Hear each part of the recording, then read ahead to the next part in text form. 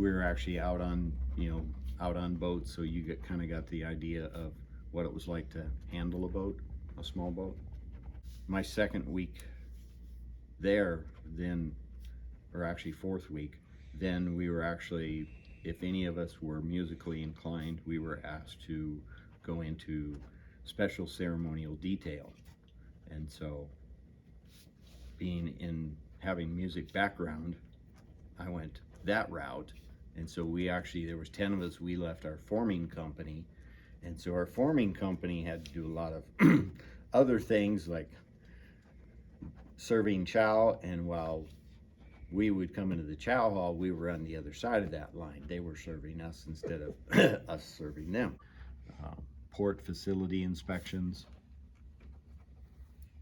water, any boat accidents. Yeah. That was all our responsibility. So civilian boat accidents? Yes. Okay. Civilian, commercial. Yeah. Any of those. Oil spills. Is when you're grow up in a small community, you can go into your house, turn the water on anytime. You got heat, you can get in your car, and you go to a country like that, and you have a complete different appreciation of what you have at home. I watched kids fight over nickels and dimes. And I remember the day I left, didn't have a penny in my pocket, but I felt like a king. Yeah. Because I knew what I had at home. These people that we took off this boat had been out there for 7 days. Cuba had actually caught them, held them, and then for some reason shoved them back out there. So they had just been adrift for 7 days when we found them. And so each one of them clutched a bag, and we called it their Going to America bag. And their sole possessions were in that bag.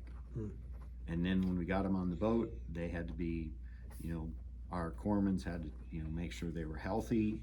We didn't have to quarantine anybody. They got showers. And the downside is when they felt once they got on the ship, they were free trip to America, and they had to be told that they were being returned. And to see the fear in their lives and their faces, knowing that they possibly may be when they were returned, we feel that they were killed. Yeah. And so you feel so helpless because here you're there because you're trying to help them, and you feel that your hands are tied. Yeah. Like the Point Highland, we used to laugh that a duck could swim by and it'd make it, the boat would rock. It was a very lightweight boat, had a steel hull with aluminum superstructure, and you figure it's only 82 feet long. And I have one of the t-shirts, and our t-shirts were 82 feet of rock and roll.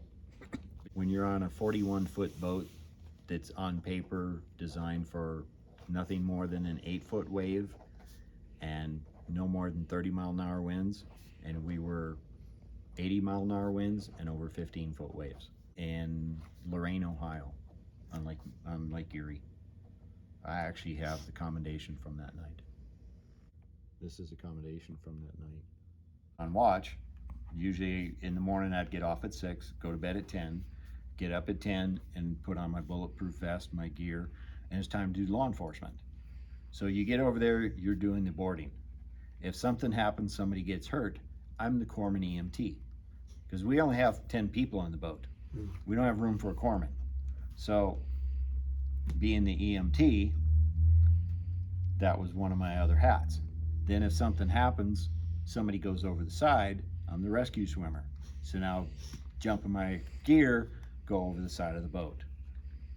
Then you get back on the boat, if something happens, fire breaks out, can't call the fire department, change suits, go jump in your turnout gear, you get ready, you're either number 1 or number 2 nozzleman, and you go fight the fire.